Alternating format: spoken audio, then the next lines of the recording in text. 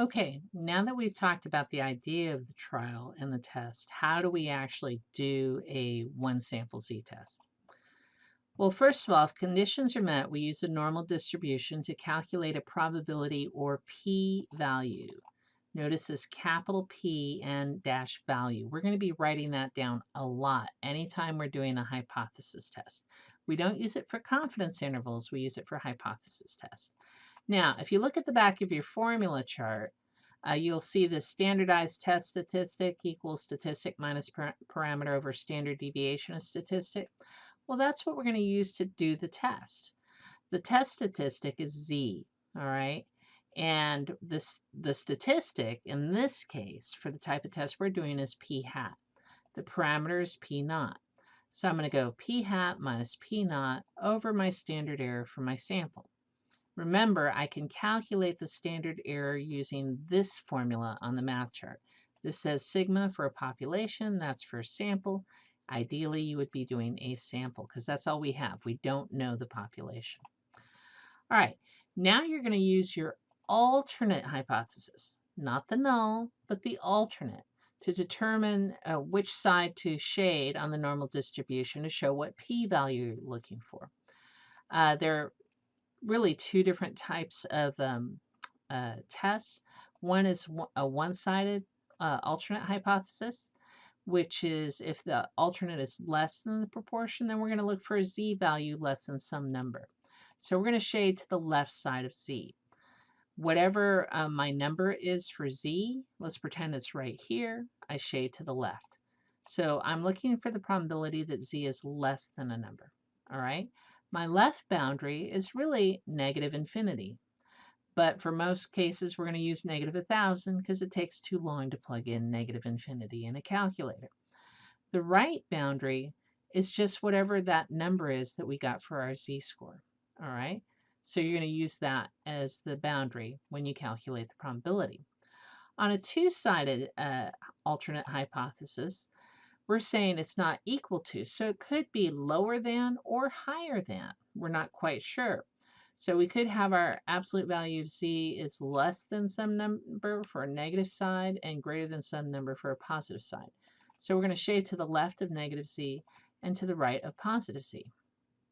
Now if I shade it, it looks like that.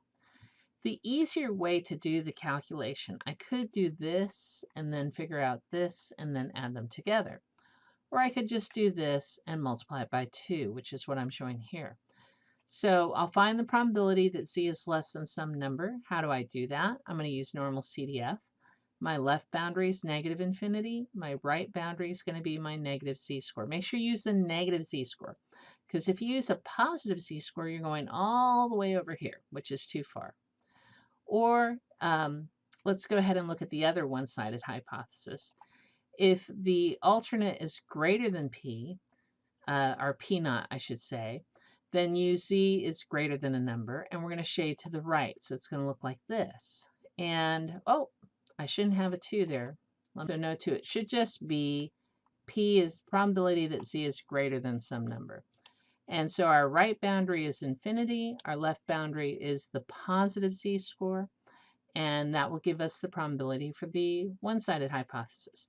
You could actually calculate this by adding your answer for this one on the left and this one on the right, and that could give you them both. All right, recall that the left boundary, normal CDF is going to do left boundary, right boundary, 0 and 1. 0 is your mean, 1 is your standard deviation, and that'll calculate your p-value. The p-value represents the probability of getting the data you obtain given that the null hypothesis is true. So let's look at an example with the smoke detectors. I'm going to go first and create the model for you. So we know that our null is p equals 0.90. Our sigma of p, really our standard error, is going to be 0.0, I'm sorry, sigma of p hat, because we're assuming p is, we're using the population. So let me be clear, that's 0.015.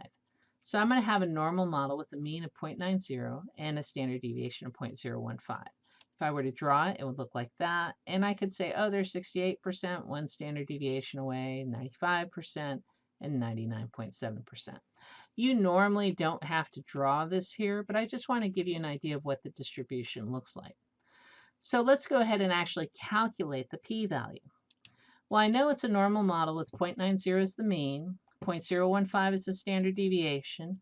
I'm going to calculate my test statistic. I have my sample value, which is 376 over 400, which is 0.94. Using that formula, the test statistic equals the point estimate minus my parameter over the standard deviation. I get 2.667. And if I do normal CDF at 2.667 to 1,000, I get a very low value of 0.0038. So you can see 2.667, it's pretty far out to the right, almost to 3 standard deviations away, and it's just this area right here. I can also show it with the actual values for the proportions, and it's the same.